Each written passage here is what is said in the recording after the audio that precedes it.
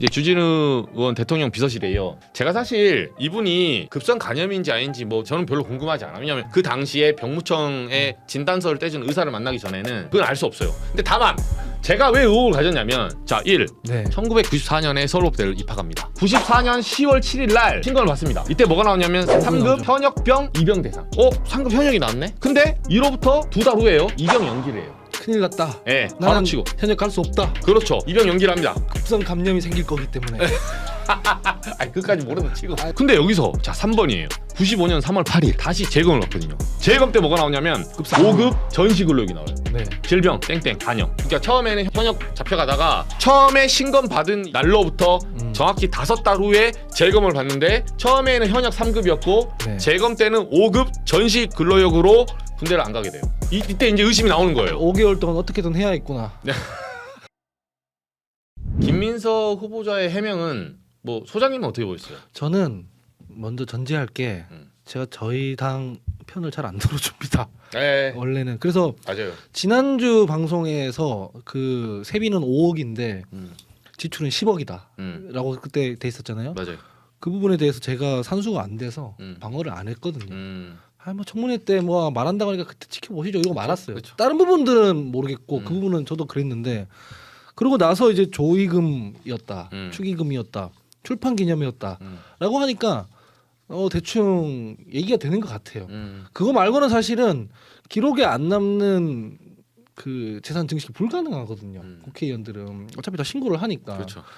근데 보통 출판 기념회 하면은 2번 하고 조의금, 축의금 하면은 많이 모으면 그 정도는 볼 수 있습니다. 모을 수 있습니다. 그리고 그게 그 재산 등록하기 전에 이미 소진해 버리면 재산 등록할 당시에는 재산이 없기 때문에 등록할 때는 그게 표시가 안 될 수 있다. 변호사님 어떻게 보세요? 일단 뭐 저는 뭐 돈 문제를 돈 문제 뭐 숫자도 숫자지만 야 김민석 총리 후보자가 정말 힘들었겠구나 그렇죠. 사실. 과정이. 예.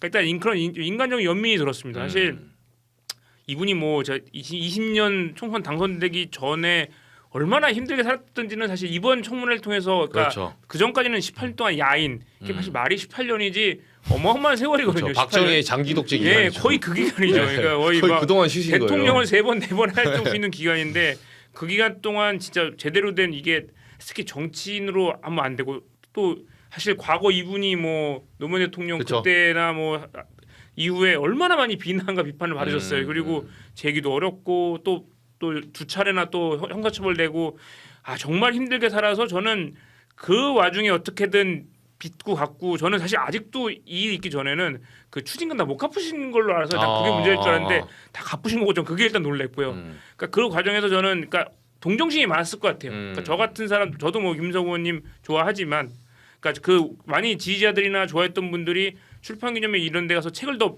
많이 사줄 수도 있을 것 같고 특히 조의금 같은 거 사실 하 소장님 말씀대로 그 방명록이나 돈 낸 거 냈으면 아마 이런 게 싹 사라졌을 텐데 아마 그 와중에는 돈을 좀 더 많이 내신 분들이 있을 거라서 있죠, 그러니까 그분들을 있죠. 네. 그러니까 이게 이분이 자기만 생각했으면 그냥 그거 다 장부 깝니다. 맞아요. 까면 다 그것도 나올 있습니다. 텐데 까면은 뭐 누구는 뭐 몇만 원 내신 분도 있겠지만 많은 분 내신 분도 있었을 거란 그쵸. 말이에요. 그러니까 그게 오픈되면 또 그분들한테 공격이 갈까봐 네. 그냥 비난 자기가 다 먹는 걸로 감수하고 그냥 내가 그냥 총액만 밝힌 거라고 보이고요. 또 사실 이 장모 지원금 같은 경우도 사실 뭐 지금 여기 장모님이 아마 지금 이제 사모님과 그의 장모님이실 텐데, 그러니까 어쨌든 그분 입장에서도 뭐 얼마나 이게 사위한테 이런 돈도 제대로 못 그쵸. 버는 그런 이 사위한테 하는 데서 얼마나 이게 애로사항이 있으셨겠어요. 그러니까 이런 것들을 보면서 인간적으로 진짜 힘드셨겠다. 그래서 어쨌든 그렇기 때문에 저도 금액적인 부분은 커버가 문제될 건 없을 것 같고 하고요. 그러니까 이게 뭐 권력형 비리로 기업 뇌물 받은 그런 게 아니잖아요. 이거는 그쵸. 그러니까 그냥 지인들이 힘들어한다고 해서 돈 빌려주고 뭐 채용증 그거 뭐 원금 빨리 상환 안 하냐고 욕하고 있는 건데 그럼 빌려준 사람 마음이죠. 그거는 그러니까 사실 그런 부분이라고 생각을 해서 그러니까 되게 힘들었겠다. 근데 뭐 비판받을 부분도 있긴 하지만 문제될 건 법적으로 문제될 거는 최소한 없을 거다라는 느낌이었습니다.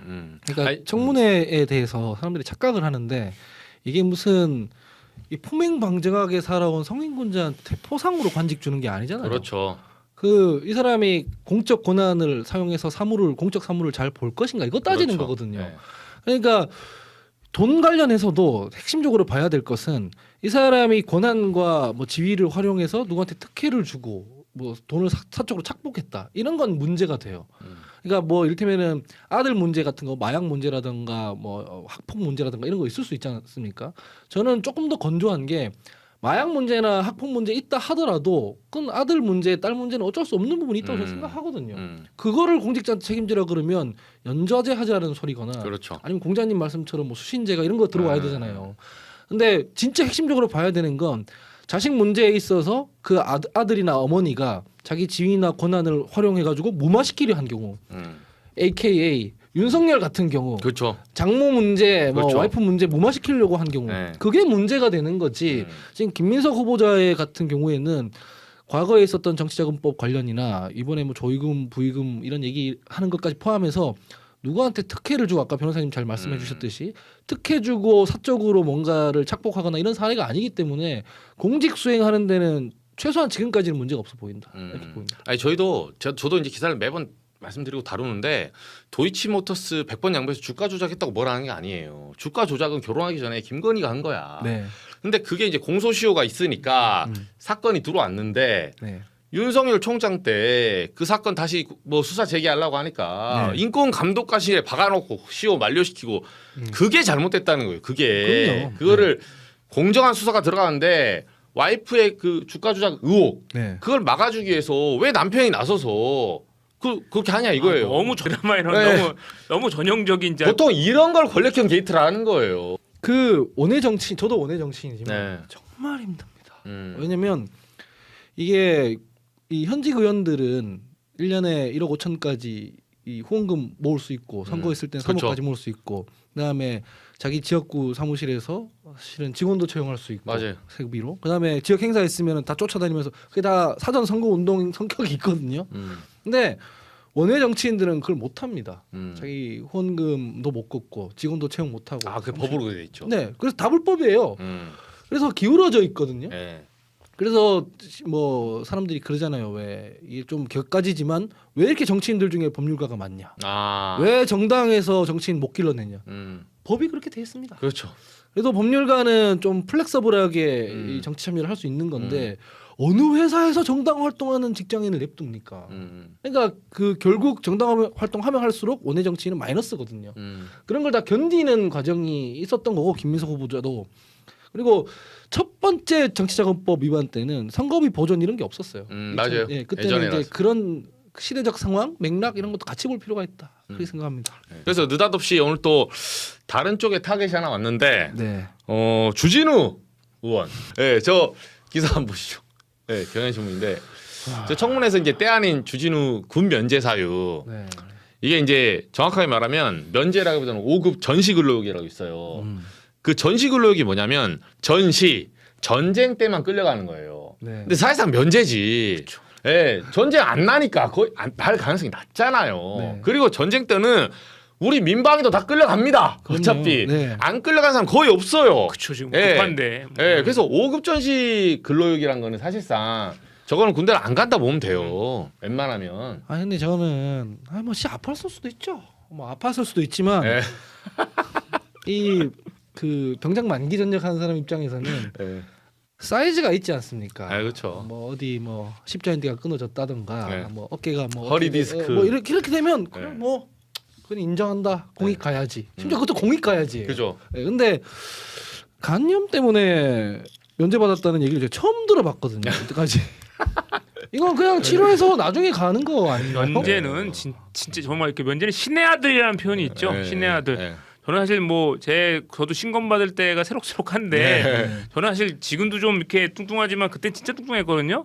근데도 현역을 주더라고요. 야 도대체 어떻게 해야지 공익 받고 어떻게 해야 우리나라 면제받냐. 스티브유 이후에 군장은 죽습니다. 죽어. 네.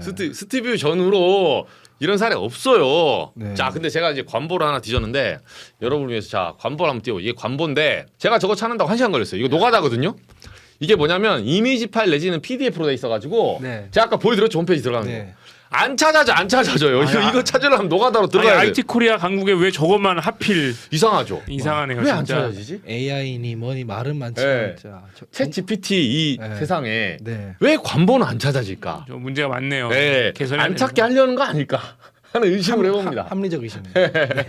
아니 저거 보여주고 싶지 않겠지 고위공직자들. 네. 저게 병역하고 재산이 다 나오거든요. 네. 이거 혹시 이제 주진우 또 프라이버시 얘기할까봐 제가 말씀드리는데 오늘 그 청문회장에서 네. 그 박선원 의원이 이제 말한 거예요. 박선원 의원이 갑자기 터뜨린 게 아니라 곽규택 의원, 네. 국민의힘 곽규택 의원이 먼저 그 김민석 후보자의 군 면제를 얘기하면서 근데 이분이 감옥 갔잖아 옛날에 네. 학생운동하다 그쵸. 감옥 가지 않았습니까? 학생운동으로 그냥 다른 범죄가 아니라 총학생회장 서울대 총학생회 출신이니까 네. 그래서 김민석 후보 얘기를 하면서 김민석 후보와 이재명 대통령 발이 갑자기 예 이거- 프레스에 찍혀가지고 네. 팔이 장애예요. 등록 장애인이죠. 예, 네. 팔이 안 펴져.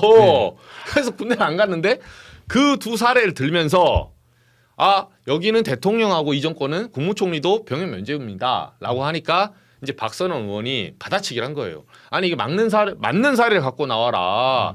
이게 이 사람들 무슨 군 면제라고 그러니까 표면적인 면제를 가지고 마치 비리가 있는 것처럼 네. 마치 이 사람이 군을 면탈한 것처럼 얘기를 한 거예요. 진짜 말도 안 되는 소리죠. 이거는 네. 그러니까 다른 것도 아니고 명백하잖아요. 김민석 후보자는 수형으로 돼 있고 그러니까 형사처벌 받고 예, 형 받아가지고 군면제는 이게 뭐 명백한 사유라서 그렇죠. 비리가 뭐 들어갈 틈이 없어요. 예. 그렇죠. 아 말하자면 뭐 그런 거예요. 갑자기 무슨 3대 독자가 뭐 베트남전 갔다 와서 뭐 이렇게 가족 부양하려고 뭐 그런 것 때문에 학교를 못 다녔어. 근데 야 너 임마 의무교육도 안 받았네. 네. 이런 거예요. 그러니까 그리고 이 프라이버시라는 글자가 아니 야 국회의원들은 자기들 편할 때는 우린 다 헌법기관이다 뭐 이러고 자기들 불리할 때는 프라이버시 따지고 그렇지 네. 않습니까? 네.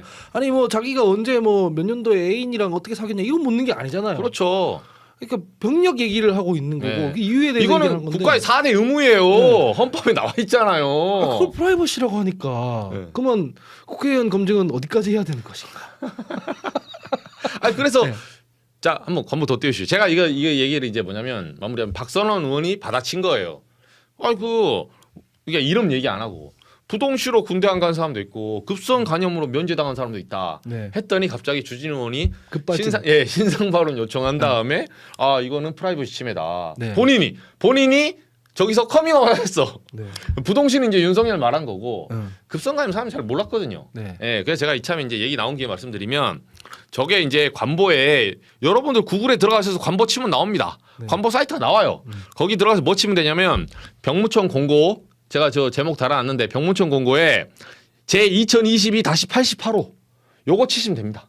예, 저는 1시간 동안 노가다 했지만 여러분은 쉽게 찾으세요.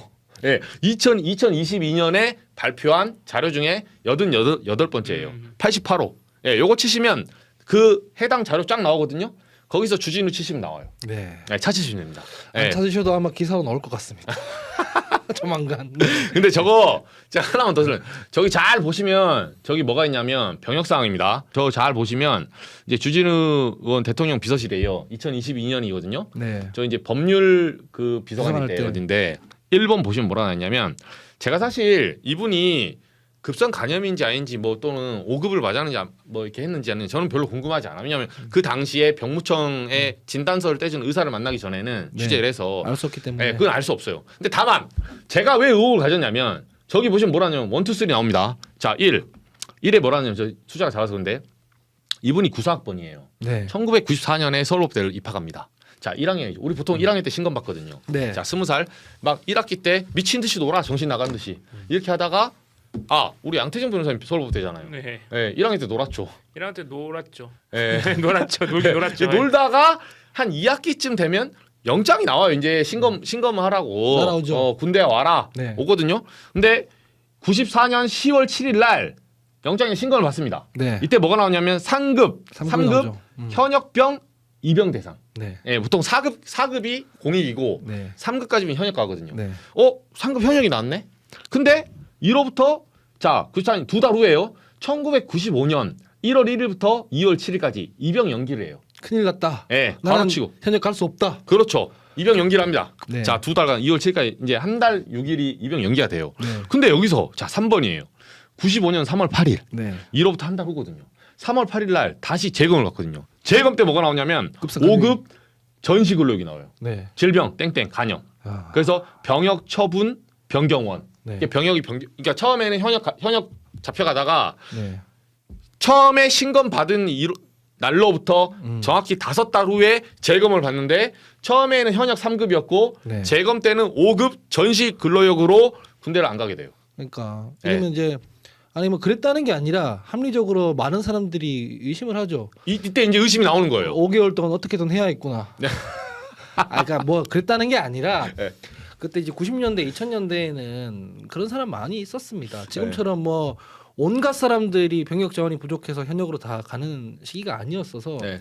많은 꼼수와 뭐 이런 걸 부리던 시기였거든요, 그렇죠. 실제로. 그래서 그 시기를 일정 부분 거쳐온 사람이 보기에는 5개월 동안 어떻게든 해야 되겠구나.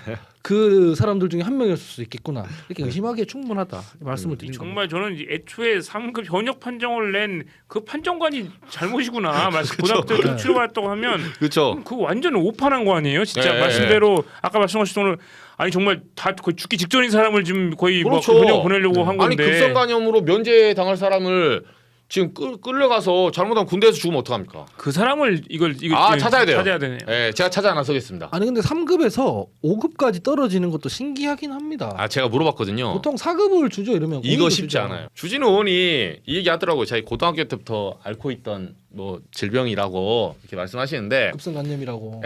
그리고 뭐 아픈 뭐 자신의 과거를 왜 들춰내냐는 식으로 말씀하시니까 네.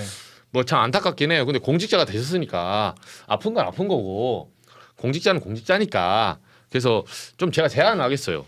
그 상급 현역 입영 대상 있잖아요. 네. 이때 다 자료가 있거든요. 네. 그리고 질병 코드는 개인 정보예요. 네. 이거 받아오시면 됩니다.